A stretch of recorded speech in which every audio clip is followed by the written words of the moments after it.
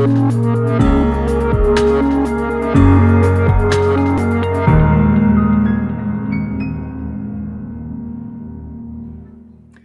and welcome to another edition of the Brazilian Report's LATAM This Week on YouTube. My name's Ewan Marshall. I'm the editor of the Brazilian Report, and I'm here joined by Lucas Berchi, our South American expert reporter, I get also for the Brazilian Report. Lucas, nice to see you. How are you doing? Hi, Ewan. Thanks for having me. Great. And so today, basically, what we're going to talk about is, because on the Brazilian Report, we talk a lot about the Brazilian Amazon and the deforestation, climate change problems that we face in this country. But some people can often forget that the Amazon isn't just in Brazil. There are several countries in South America that have their own share of the Amazon. And that's what we're going to start looking into today. First of all, I mean, obviously, environmental problems in the Amazon rainforest, it's not just a Brazilian concern, because we've seen news recently from Colombia regarding a significant spike in the number of fire outbreaks there. So, Lucas, what's happening there? Yes, Ewan. Yeah, what's interesting in Colombia is that, yes, the number of fires in its Amazon regions is increasing, but we should also pay attention to when they start increasing.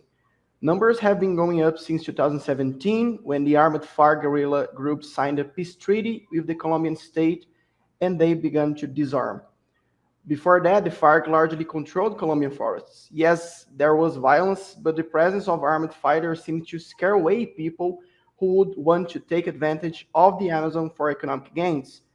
But when the FARC laid down its arms and started to come out of the forest, loggers, miners, and land grabbers came in and took their place.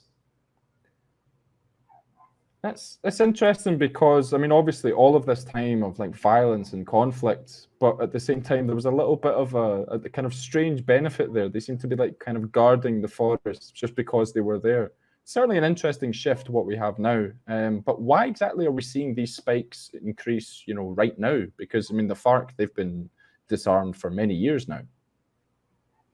Yeah, well, the added problem now is that the Colombian Amazon is in the dry season at the moment, and it's recording its highest temperatures in a decade, as well as heavy winds. So when you have these conditions, as well as high amount of trash accumulated in the forest, even the most harmless of fires can get well out of control. We are talking about more than 3,300 active heat spots reported in Colombia's 6 Amazon departments. Yeah, I mean, that's certainly a lot of fires. Can you give us a kind of idea of just how widespread the destruction of these fires has been? Yes, almost 600 municipalities are currently under alert for the risk of forest fires. The blazes have destroyed more than 86,800 hectares. And we have to remember that this is not just a Colombian problem, but a regional one. Recently, we published a piece talking about the risks in the Peruvian Amazon.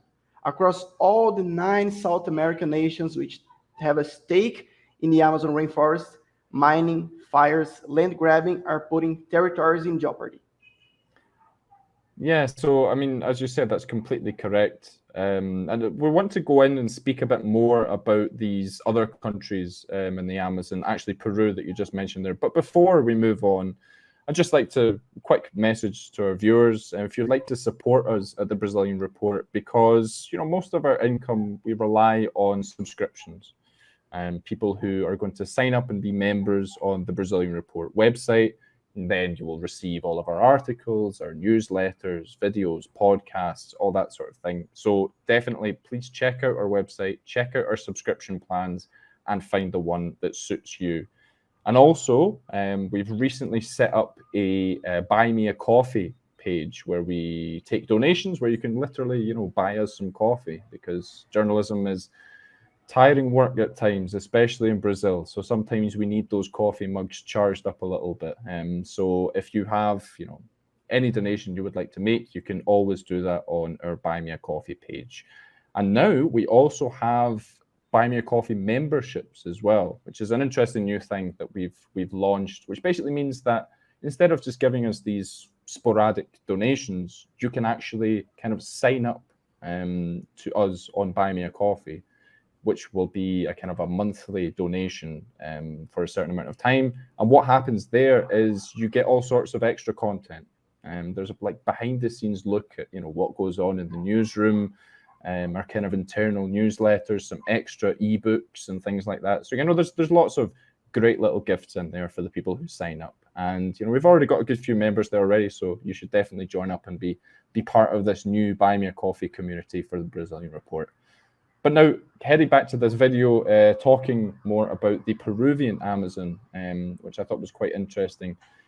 Again, it's not something we hear about often, but the Peruvian Amazon is, is one of the biggest parts of the whole Amazon basin, right? Yes, actually, only Brazil has more land in the Amazon than Peru. The country makes up 30% of the entire basin. While it shares many of the same struggles as Colombia, one pressing worry about the Peruvian Amazon is the growing level of atmospheric mercury pollution, with studies showing that this is made worse by illegal gold mining sites. A recent report published by Nature Communications alerted that intact forests near these mines are receiving extremely high levels of mercury in the atmosphere, canopy foliage, and soils. And that's just a part of the problem, right? Because there are indigenous people living in this rainforest. So with that sort of pollution in the air and in the soil, it can't be safe for them, can it? Yes, actually, there are 51 different indigenous groups living in Peru Amazon, and experts told us that they have been continuously threatened by land grabbing, violence, the proximity to drug trafficking and illegal mining. In numbers, mining activities have gone up 586% since 1985, and over 17,000 hectares of indigenous land have been seized. And of course, another of the defining aspects of the Amazon is its, biodiversity. All of this pollution, it can't be good for, the plants and the animals that live there, can it? Yeah, that's right. Experts prove that birds living in areas close to mining extraction sites have more than 10 times higher levels of toxic materials in their organisms than those from less polluted areas.